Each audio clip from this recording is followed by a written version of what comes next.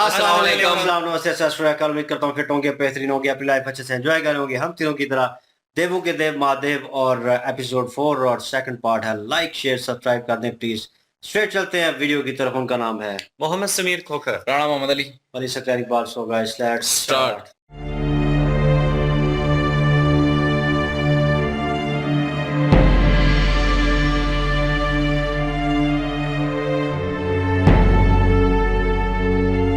आसपास के सारे तालाब से अधिकृष्ट कमल पहले ही एकत्रित कर भवन में पहुंचा दिए गए हैं। ठीक कहा तुमने, हमें और आगे जाना होगा। मेरी मानिए तो अभी हमें वापस चलना चाहिए। संध्या होने को है और अंधेरे में इस वन से लौटना उचित नहीं होगा। समय नहीं है मेरे पास। कमल एकत्रित कर आज मुझे उन पर विष्णु नाम लिखना आरंभ करना होगा।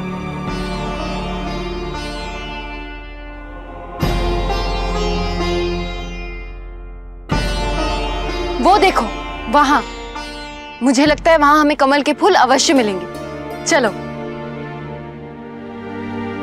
आ, आ, आ,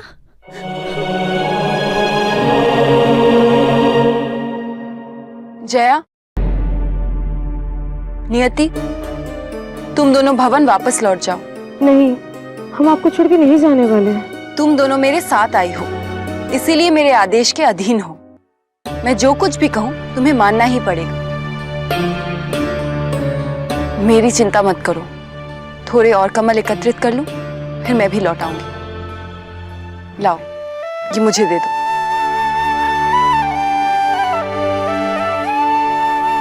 तुम दोनों जाओ।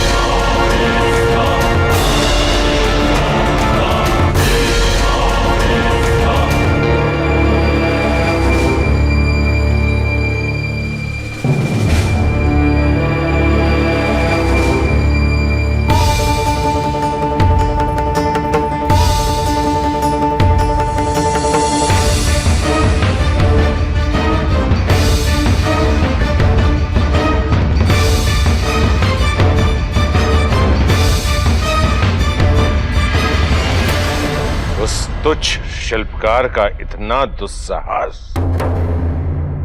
कि मेरे बुलाने पर भी वो नहीं आया।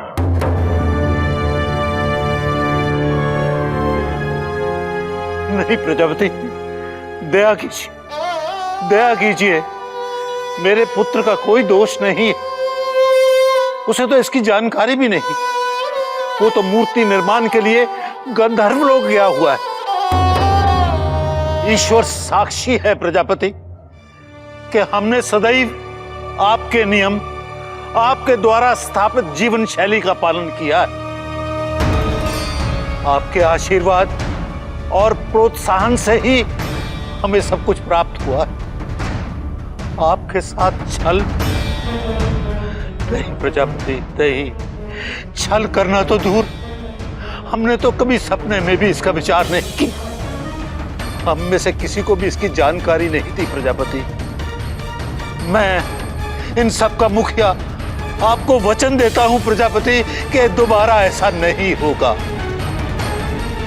केवल अंतिम बार क्षमा कर दीजिए, क्षमा कर दीजिए।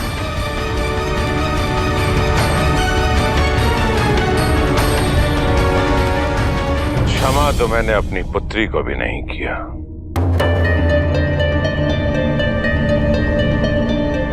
जबकि उसका दोष केवल इतना था कि उसने अपने पिता के मान को बचाने के प्रयास में भ्रमित हो गई थी। किंतु शिल्पकार ने मेरी पुत्री को मेरे विरुद्ध भ्रमित करके घोर अपराध किया है, और जिसके लिए उसे कठोर से कठोर दंड पर्याप्त नहीं होगा।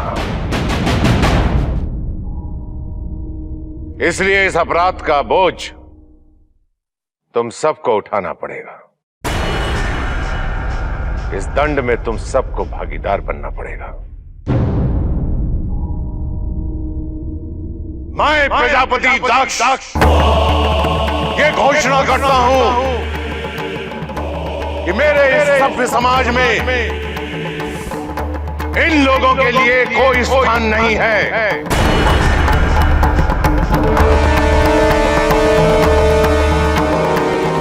मैं इसी क्षण इस समुदाय के लोगों को अपनी सभ्यता से बहिष्कृत करता हूं।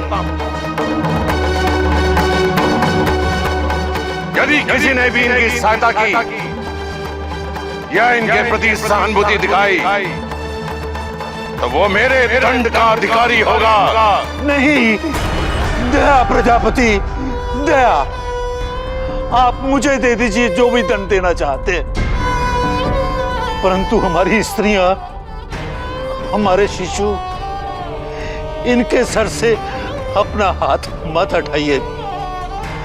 इन्हें लेकर कहां कहां भटकूंगा मैं, कैसे पोषण करूंगा उनका, कहां सर छुपाऊंगा मैं, कहां।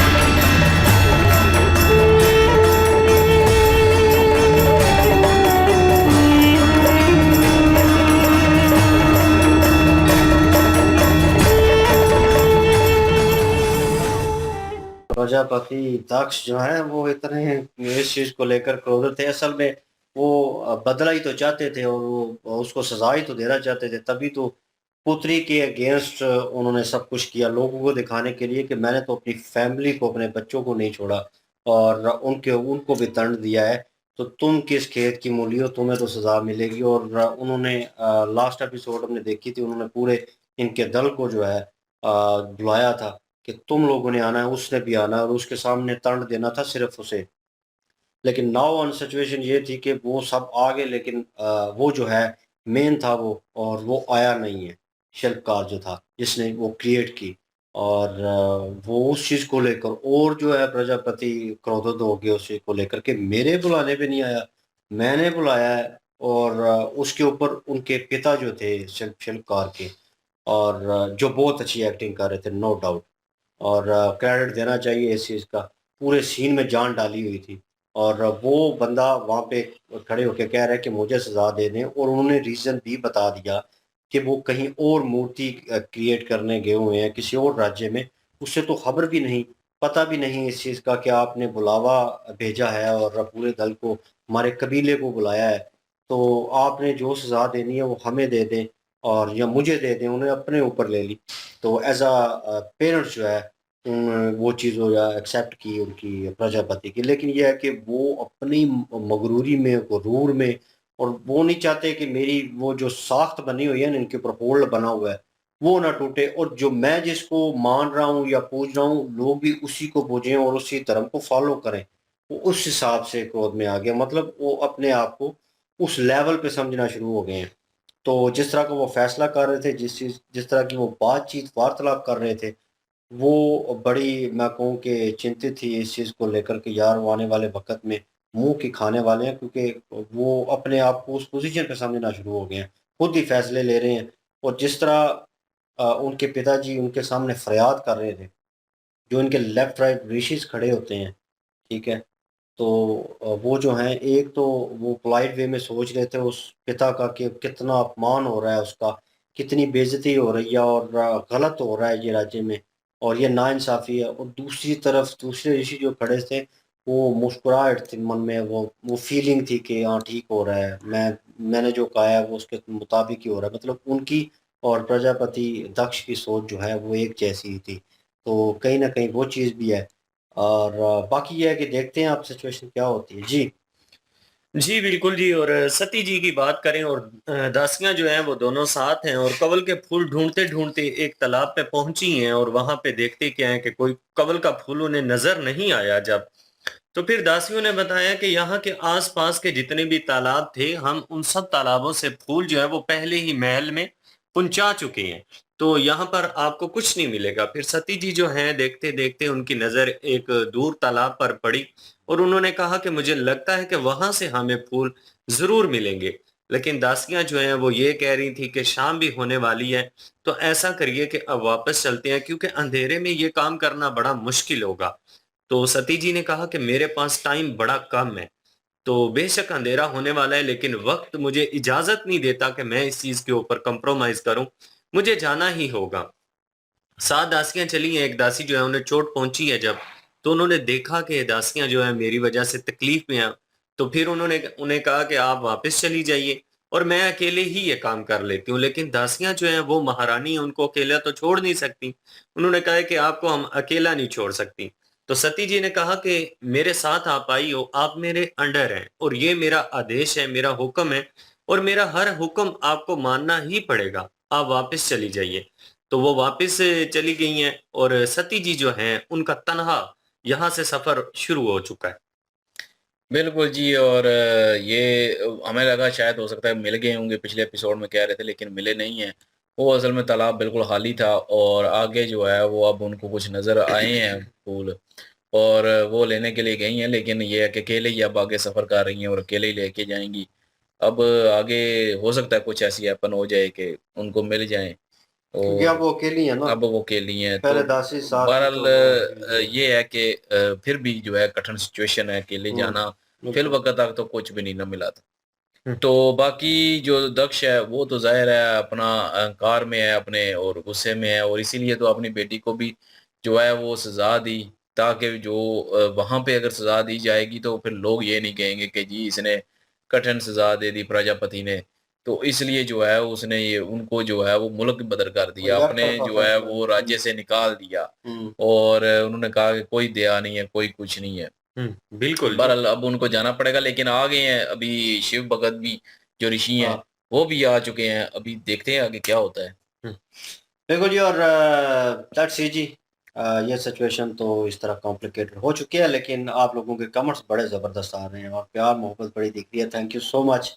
और लाइक, शेयर, सब्सक्राइब करके जाइएगा प्लीज़। इंशाल्लाह मिलते हैं नेक्स्ट वीडियो में। अपना ख्याल रखिएगा, दुआ में याद रखिएगा। तब तक के लिए अल्लाह अल्लाह हाफ़िज़। हाफ़िज़, पीस।